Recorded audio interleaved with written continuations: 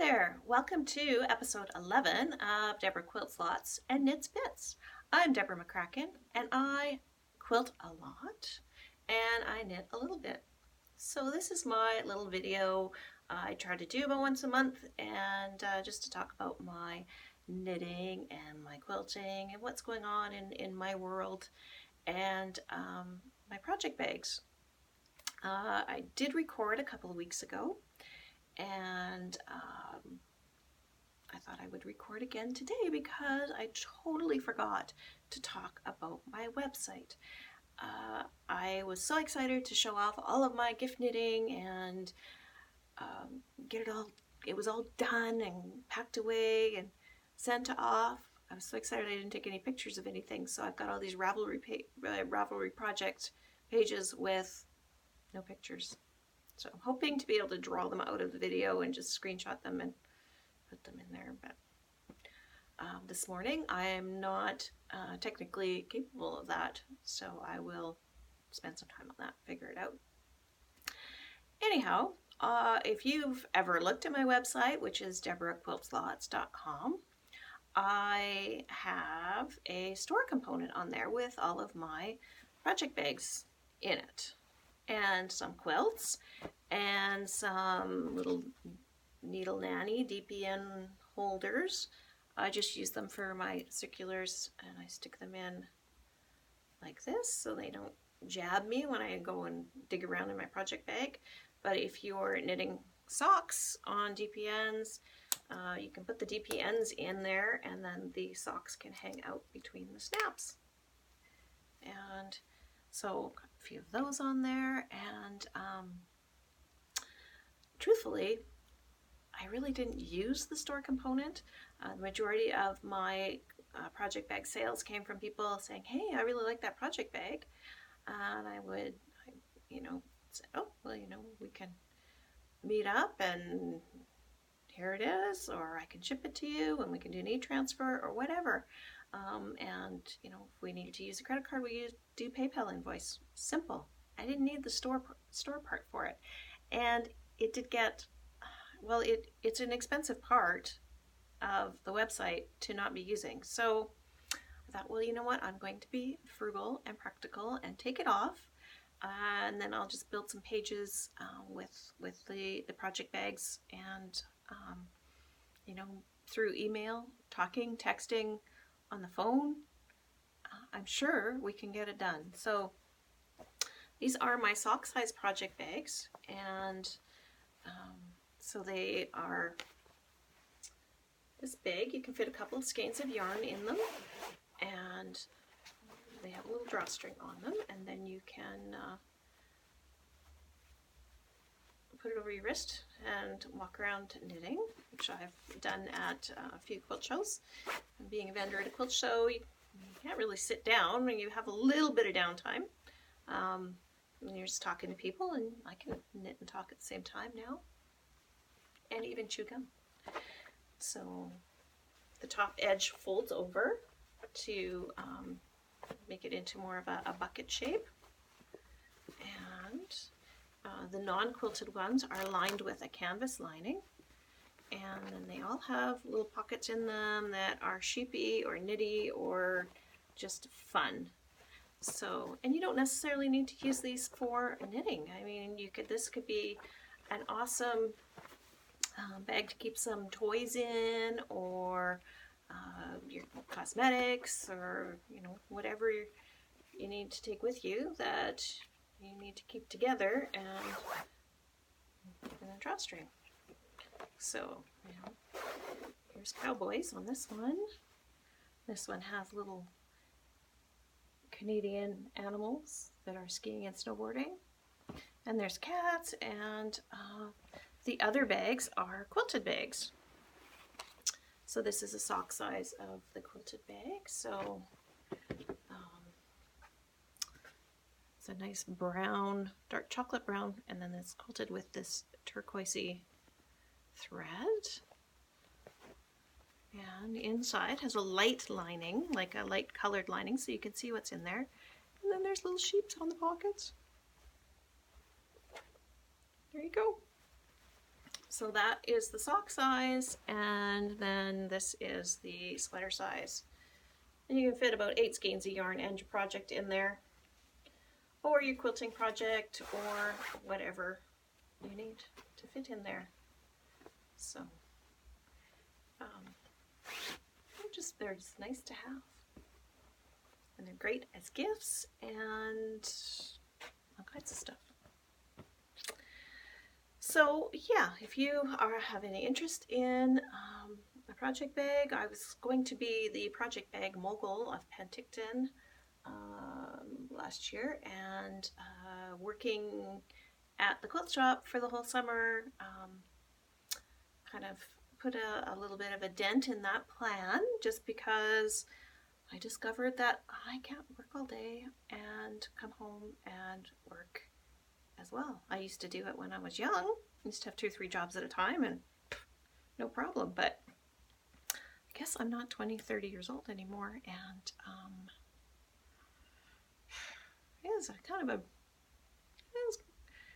it was quite a realization, I guess. So anyway, if you would like some other pictures of the quilts and that kind of thing that are on the website for sale, I'm happy to provide you with those. And if you come over and take a look, I mean, it's just a matter of giving me a call. I do have a blog on the website that I update occasionally.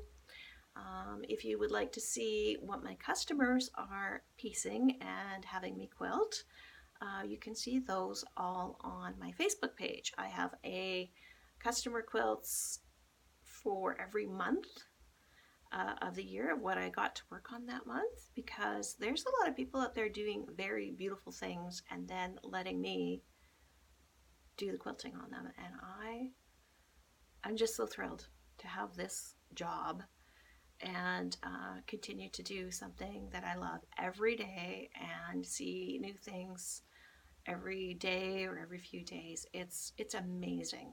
It's amazing, the variety of patterns that come through, the variety of fabrics that come through, and the color. The colors I just finished yesterday on my frame is lime green and like citrus orange and some turquoise, and it's like, how do you not enjoy that? It's so bright and happy. And even this one on the wall here, this is called Passages. The pattern is by The Guilty Quilter. I teach the class on how to put this together, and if you come to the class with your stuff cut, you can usually get the quilt top finished in the day. But even though the background is dark, the colors are bright. I've seen quite a few of my students have done more than one, some with light backgrounds, some with dark backgrounds, and they're so much fun. Simple to do, actually. Pattern's very well written, and there's a few places where you attach a corner and sew a 45-degree angle, and that's all there is to it. That's the hardest part.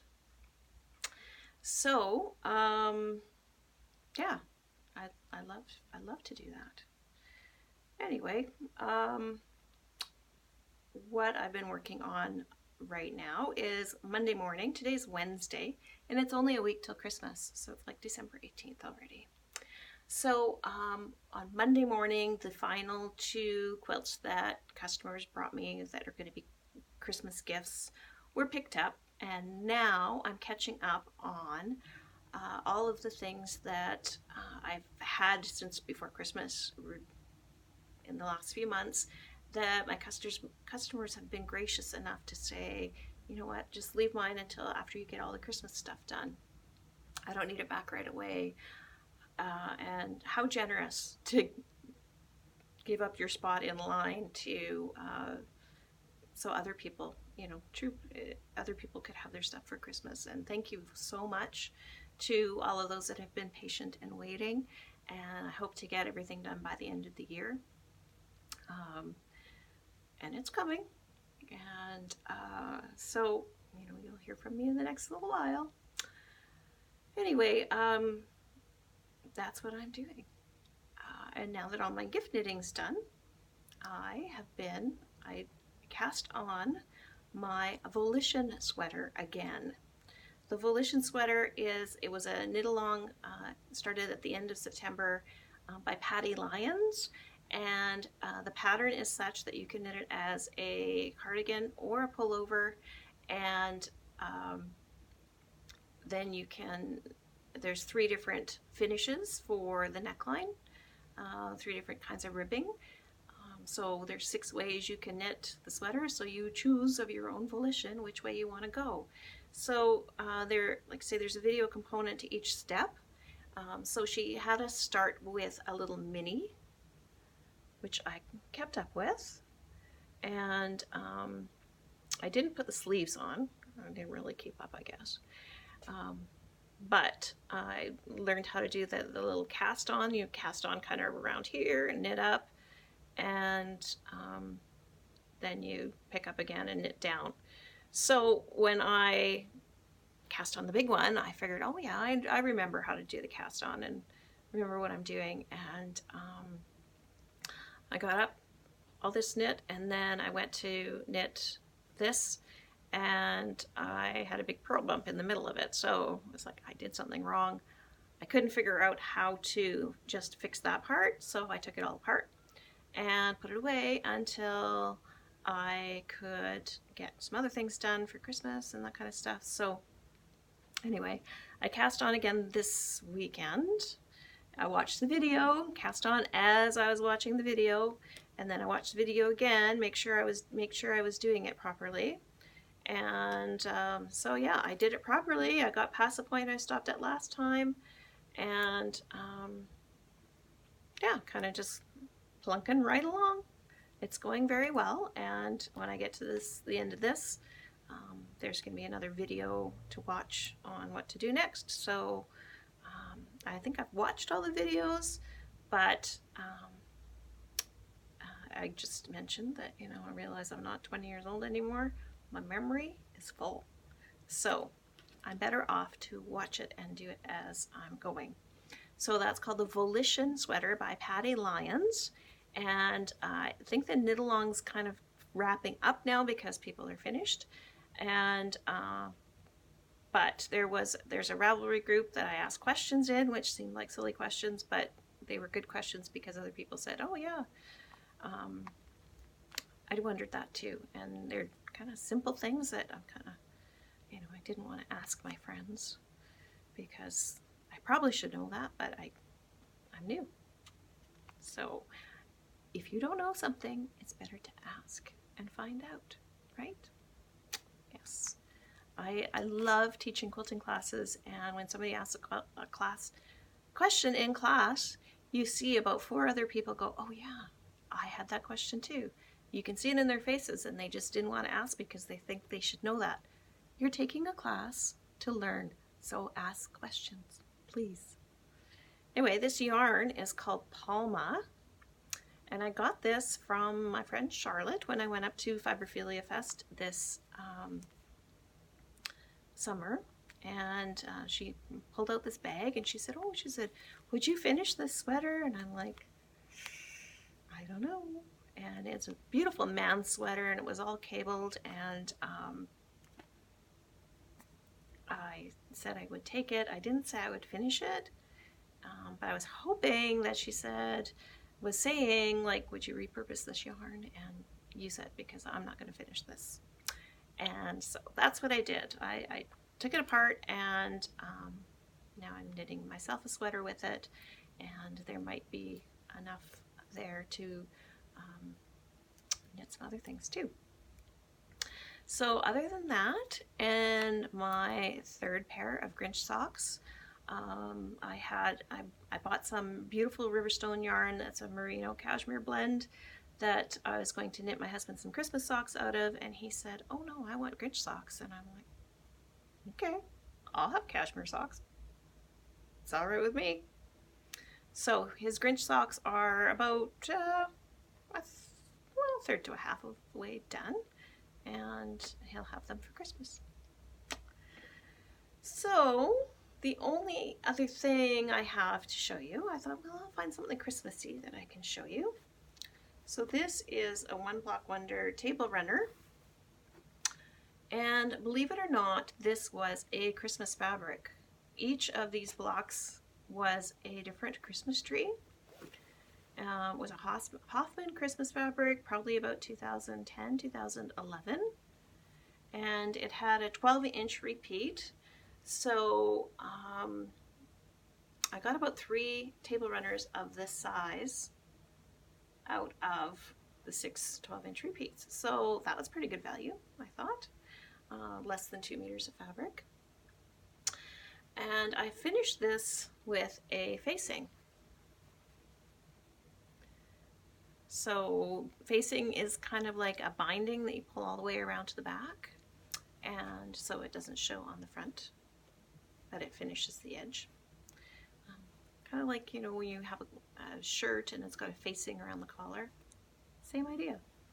So the facing on the edges is just a piece of probably 2.5-inch strip of fabric that was folded in half, wrong sides together, just like a traditional binding would be, attached and then pulled around all the way to the back. And that just goes to the edge there. And then on the ends, this hasn't been sewn by hand because it just happened to turn out to be a great demonstration piece for classes on the One Block Wonder.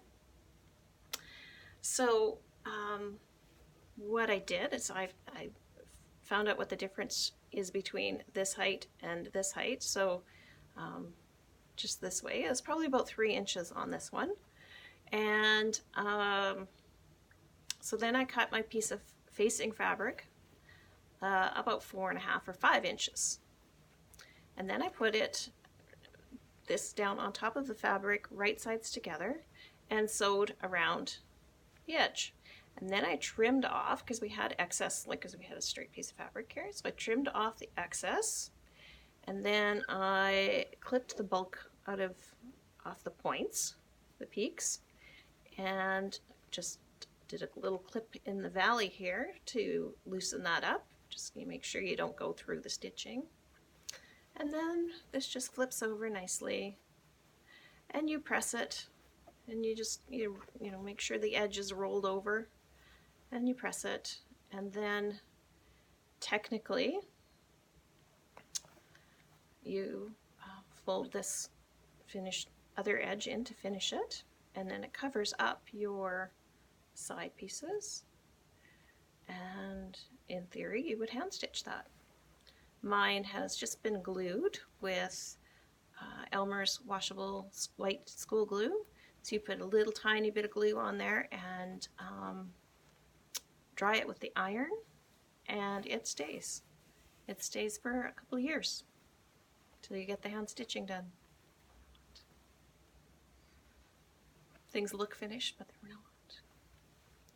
But I mean, that can be easily finished up in an afternoon with a cup of tea and the fireplace, by the fireplace. So that is all that I have to talk about. I would like to extend a great big thank you to everyone who has supported me this year, bringing me quilts to quilt, Kathy and Barb and Carl for having me at Poppins on a regular basis for a few months, and then a little bit here and there. It really is fun to go to work and enjoy what you're doing and enjoy the people you get to see and the people you get to meet. And I've met tons of wonderful people while I was there over the summer. And I continue to meet people every time I get to go and work for a few hours. It's a lot of fun. So just thank you everybody for making this year to be fantastic, and hopefully you'll have a great holiday season visiting with the family and friends that you want to see and enjoy spending time with, and we will see you in the next decade, because this year's gone by so fast, this decade's gone by so fast, and pretty soon it's 2020. So happy making, happy quilting, happy knitting, happy new year, and we'll see you all next year. Take care.